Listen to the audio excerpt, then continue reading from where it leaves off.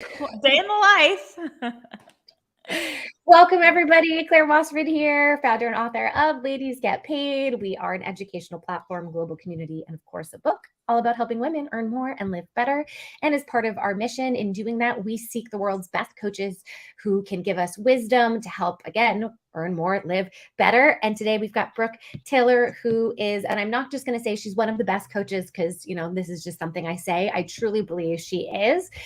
She's a transformational career coach. I'm actually going to have her go into more detail about what exactly that entails. She also has a specialty, and that is digging into what she calls the success wound. So without further ado, I'm going to welcome Brooke. If you could tell us a little bit more about what kind of coaching you do and how you got into it, I think that would be a great place to begin. And then we'll dig into that success wound and how, most importantly, how we can heal it. Thanks, Claire. Yeah, I call myself a transformational career coach because in my experience in my own life, having climbed the corporate ladder at Google and transitioned my career into one that's completely fulfilling. And, I know we're not supposed to say dream job, but it is my dream job, to helping over 5,000 other women transform their careers. I really do believe that career is an arena and a place where we can experience transformation in our entire lives. Many women come to me with the presenting problem of being burned out, unfulfilled, lost in their career, stuck at a plateau of career growth. Overall, maybe comparing and despairing, looking at their friends who seem to be very happy in their careers and thinking, well, why can't I experience this? Maybe they've climbed their kind of first mountain of career success. They've made it to a certain space on the corporate ladder, and it still doesn't feel like enough. Those are the types of problems that people come to me with. But what they don't realize, and this is what I help people uncover, is the fact that all of these problems actually share the same root cause. And that root cause is something that I call the success wound. And the success wound is the pain that we experience, the psychological pain that comes from mistaking success, productivity, and achievement for our self-worth. Mm-hmm. So it is a universal human trauma that occurs usually in childhood through parenting, through education, through culture that says that our worthiness of love and belonging is contingent upon what we produce, achieve, or do, rather than the inherent goodness and worthiness of who we are. And so that trauma gets lived in us. It gets passed down through generations, instilled through educational system, reinforced through capitalism, of course, and fully taken advantage of through corporate systems. And unless people are able to heal this success wound and enter into a state that I call aligned ambition, which is a form of conscious success, then they're doomed to kind of create these same patterns of overworking, hustling and grinding, people pleasing, hiding, working hard and playing harder, all of that. So that's what I help my clients to do. And of course, it ends up having a completely transformational and ripple effect on the rest of their lives as well. I love that. Obviously, we're not going to go into identifying details, but I think a great way of being able to express, not only what the success wound is, but how to heal it is by going into stories. So if somebody, even yourself, right, you could kind of take me through from the beginning of, I'm recognizing that there is a problem here, right? Because that's the first step, something that you go, you know what? I think there could be another way to live. I don't know what that is yet or how to get there, but I don't have to be this way meaning yes. The overworking, the rumination, spiraling, etc. And then what do you, first steps of, yes, awareness, but then what? Yeah. So after doing 5 years of research and working with over 5,000 women to help them heal their success wound, I realized that there are kind of 5 main archetypes of how the success wound presents. I call them 5 unfulfilled achiever archetypes. And I will link the quiz in the bottom, but you can figure out what your unfulfilled achiever archetype is. When I was climbing the corporate ladder at Google, I was very much a work hard, play hard kind of gal. This is one of the archetypes. So I would work super hard Monday through Thursday, kind of busting my butt, really determined to win the approval and the validation of my managers, of my colleagues, and wanting to be like one of the youngest managers that was there. I was like, if I don't make manager before I'm 30, I've failed basically. And yet from Thursday to Saturday, because I had built up all this pressure on myself, I had to burn it off somewhere. So I would turn to alcohol, I turned to partying, food, all these kind of vacations, spending. I just wanted to live this kind of work hard, play hard lifestyle with all the peak experiences. And I was like, I want to be the life of the office. I want to be the life of the party. And I want to seem like I have it all together. But deep down inside, I was very much struggling with a self-worth issue. And I was hoping that all of these strategies that I thought would make me successful would be a mask and not let anybody into what was actually going on. And my success wound was really very much running my life. It brought me to my knees at 24. I was completely burned out.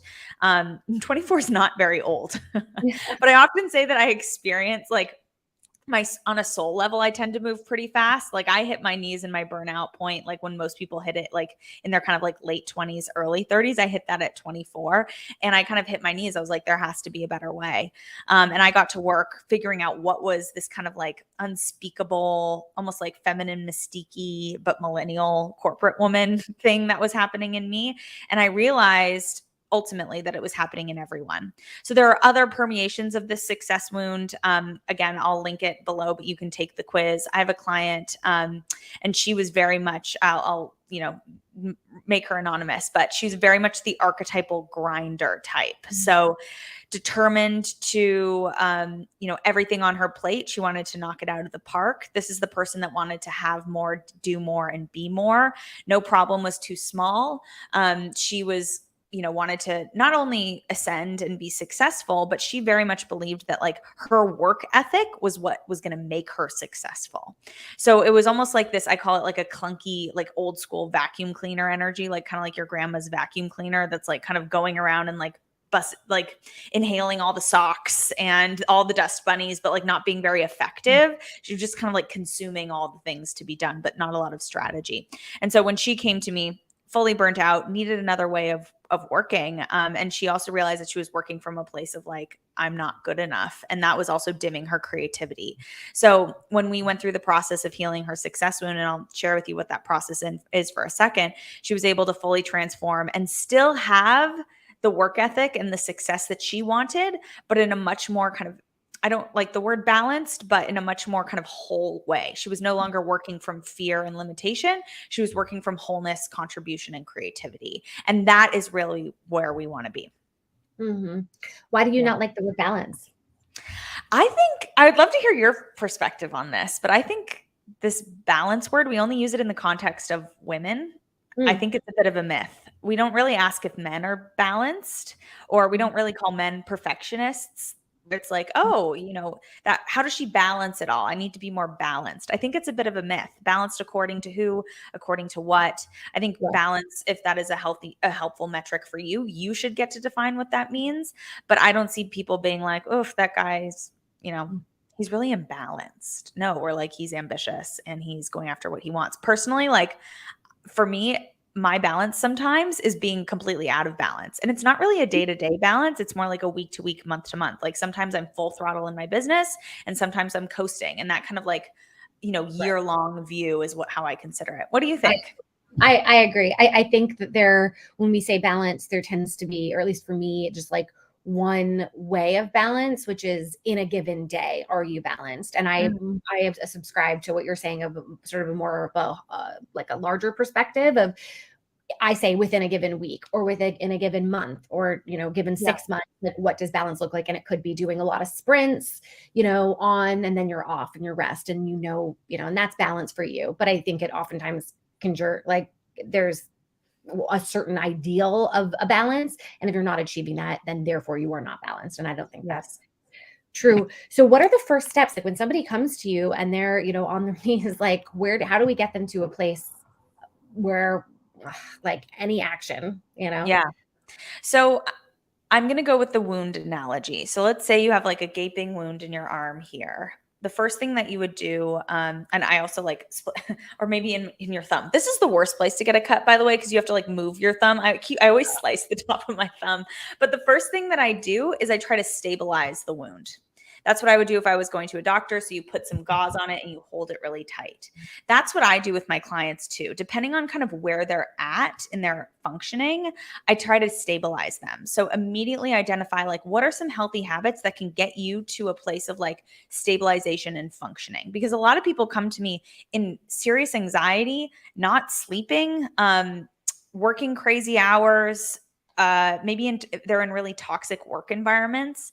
So it's like, how can we create some stability around you such that we can actually go and like do the work? Because transformation, you can't, if this is your level set, you can't transform from down here. You can only transform from here.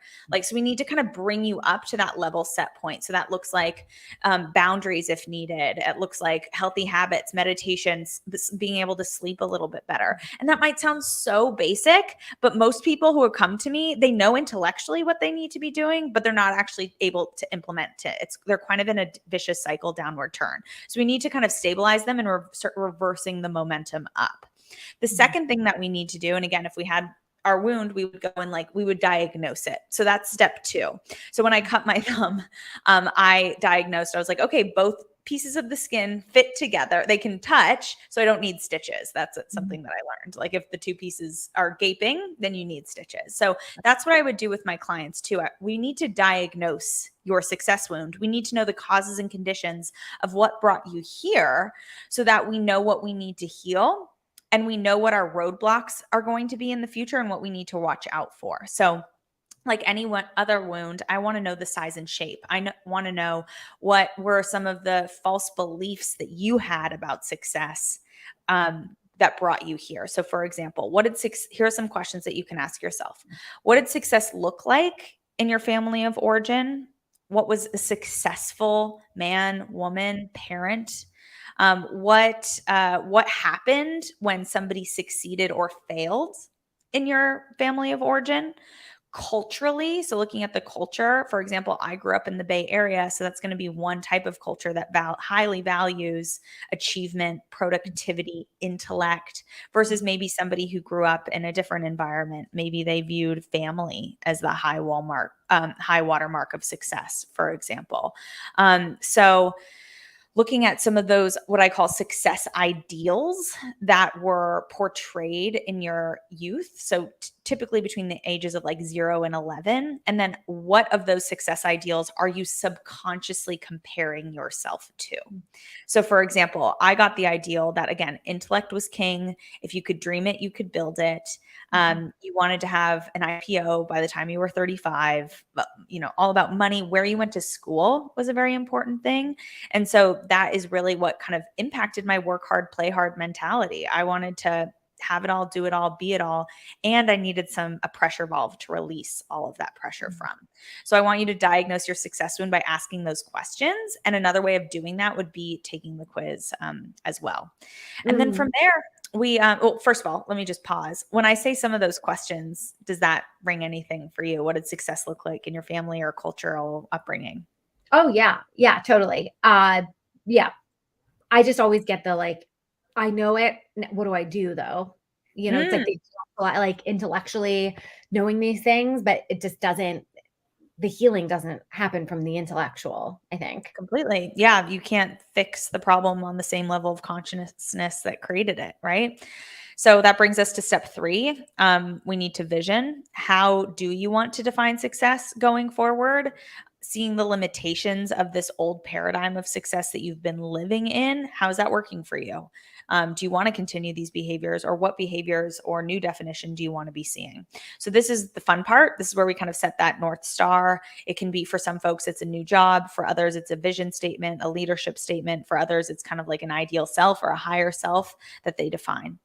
And then fourth step is where the rubber meets the road. That's to repair. So this is where the healing actually happens. And I do a personal mix of typical coaching, neuro-linguistic programming, and internal family systems. So parts work, if anyone's familiar with IFS, we want to look at the part of you that believes that she must grind, people please, stay in her comfort zone in order to be safe or be successful. And we need to understand what that part is protecting, because there is a wound there. that probably has to do with self-worth and shame. And so we need to heal. Feeling is healing. It's going to the epicenter of that, and not just on an intellectual level, but on an embodied level, actually feeling that pain. So for some people, it's enough to just understand the intellectual and say, okay, like I understand that, this coping mechanism is protecting this wound.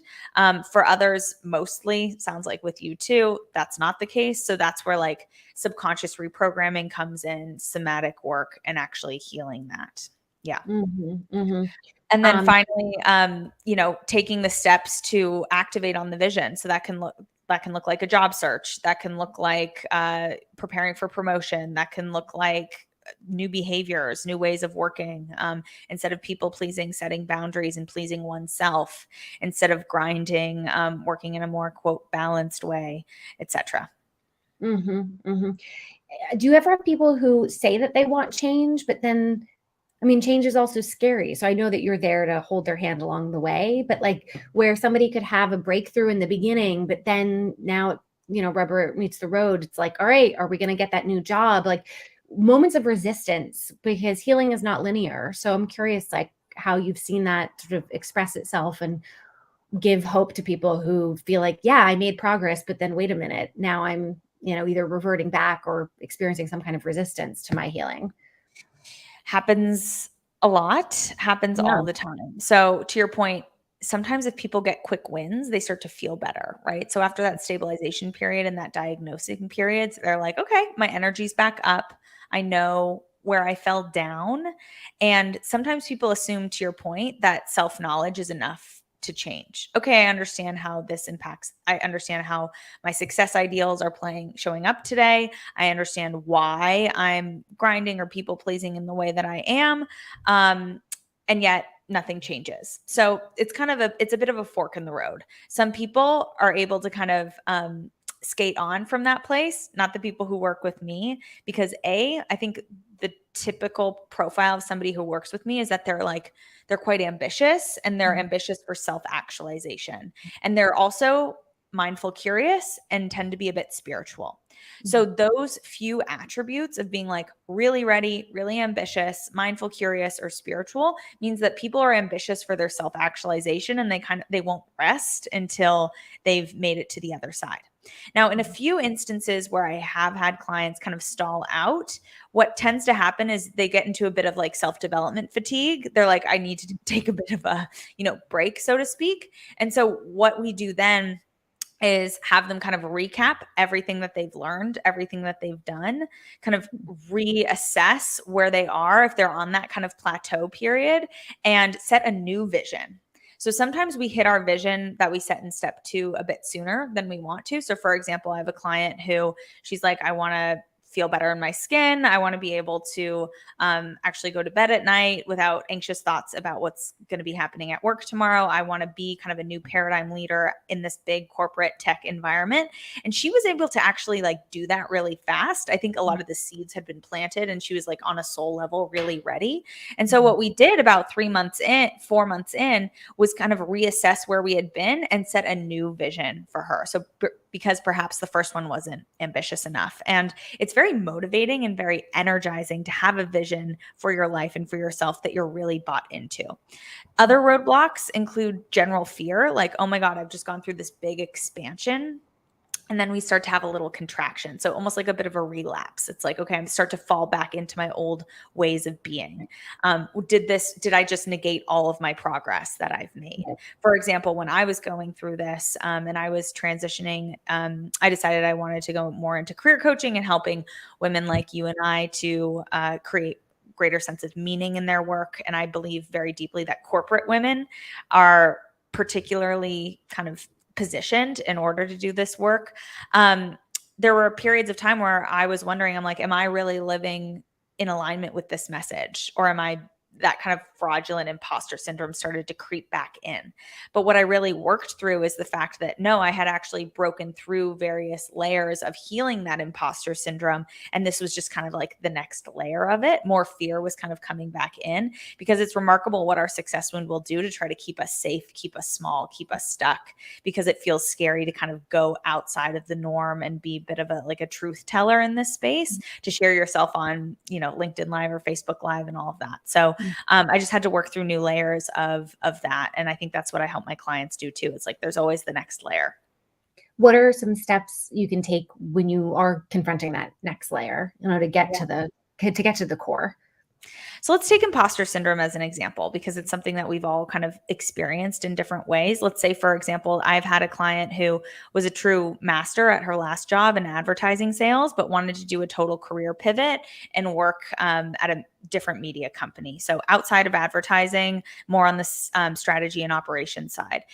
We had done like the first round of work together, like a year prior, working on that imposter syndrome, and she was able to land 2 promotions and a raise.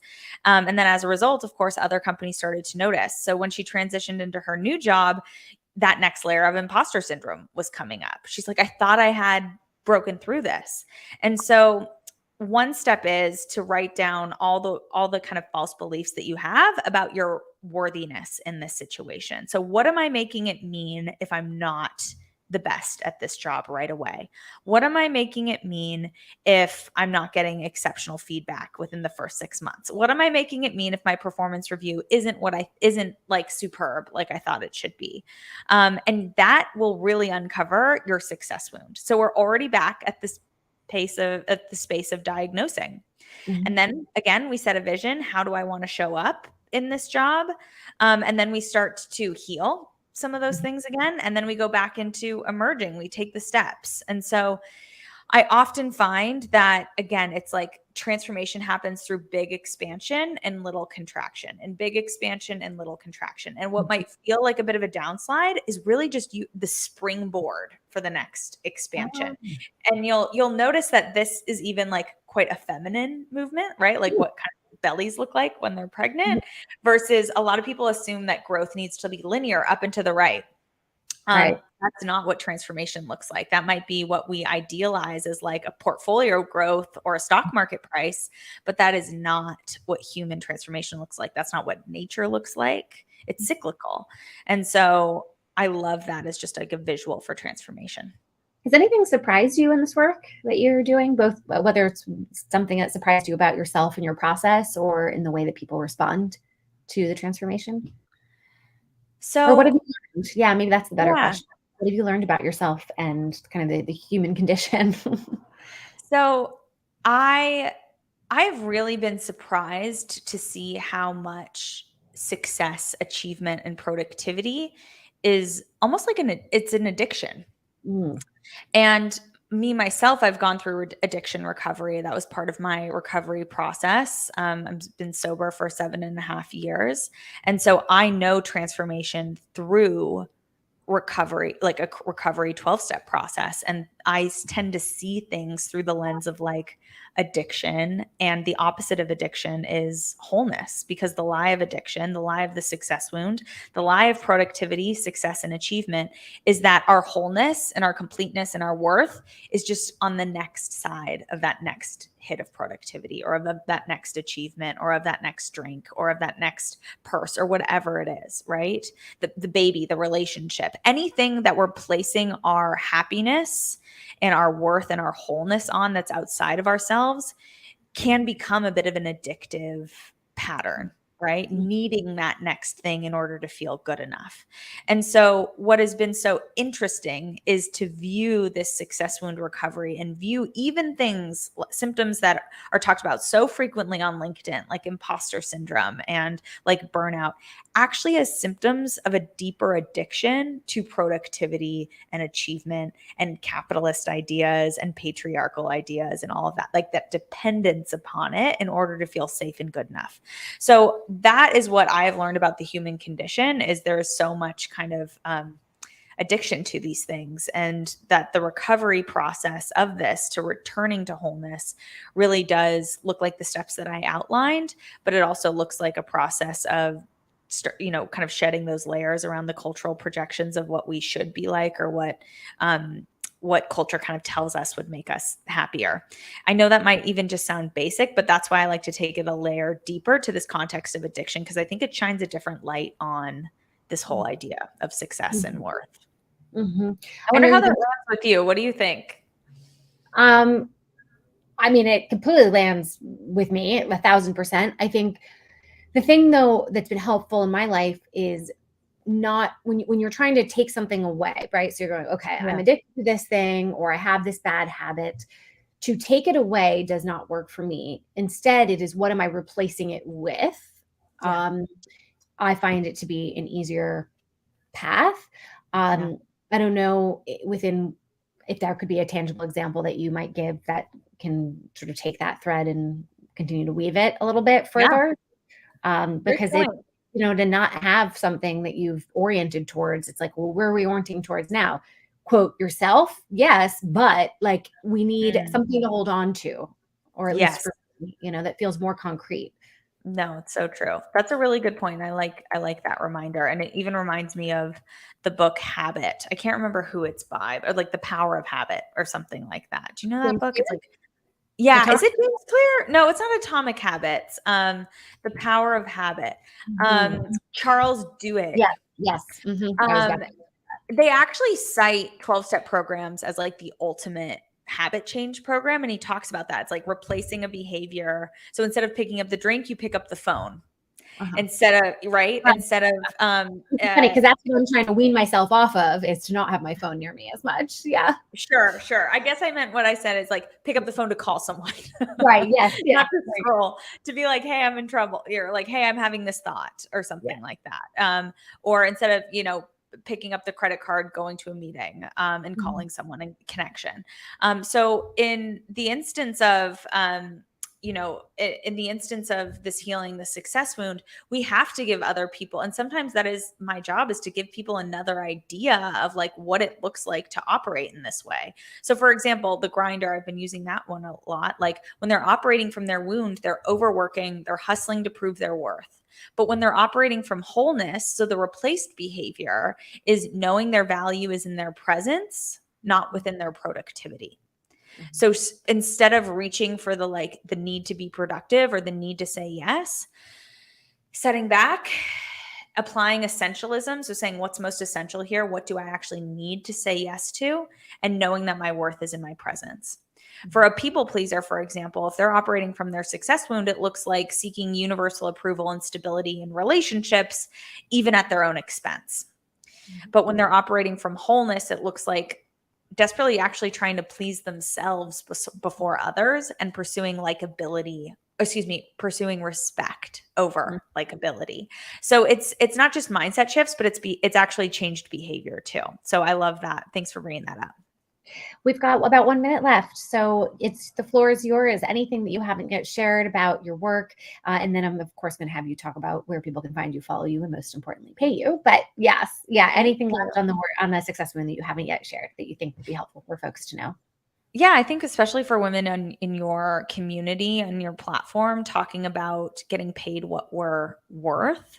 I think this work of healing your success wound is so critical. It's almost like the critical first step before going into a negotiation, is to really understand that your worth is inherent and actually has nothing to do with what you're being paid on like a universal level.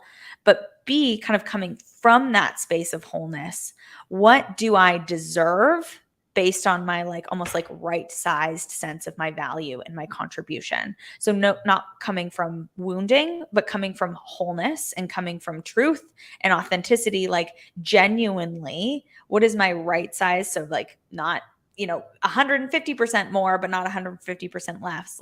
What do I deserve?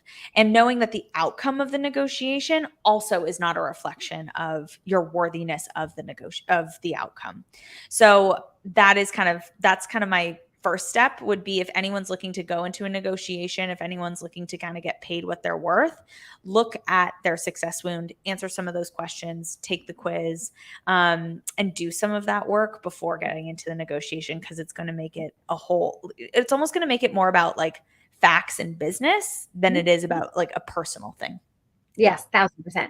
Okay, where can people find you, follow you, and pay you? On Instagram, I'm at Brooke V. Taylor. You can follow me there. I post a lot. TikTok, Brooke Taylor Career Coach. You can take the quiz. I'll link it below to find out what your unfulfilled achiever archetype is and help you to diagnose and heal your success wound. And then I'm launching a group coaching program, a second round, second cohort called Finally Fulfilled. I'm launching that in early September. So if anyone is interested in healing their success wound and doing this deep inner work to become fulfilled from the inside out, you can message me and we can talk about if that's a good opportunity for you. Fantastic. I love it. And by the way, for folks, if you're looking for those links, come on over to our LinkedIn page, because right now we're simultaneously screencasting on LinkedIn, YouTube, and Facebook. So come to the Ladies Get Paid LinkedIn page, because Brooke will be posting underneath the recording links to connect with her. You can, of course, find me, Claire Wasserman, on LinkedIn, but also on Instagram at Claire Gets Paid and clairewasserman.com. Thank you, Brooke, so very much. Really appreciate you. Our day back from July 4th. Hope you had a restful day off. And for everybody watching, now go get paid. Woohoo. Thanks, Claire. Bye. Bye.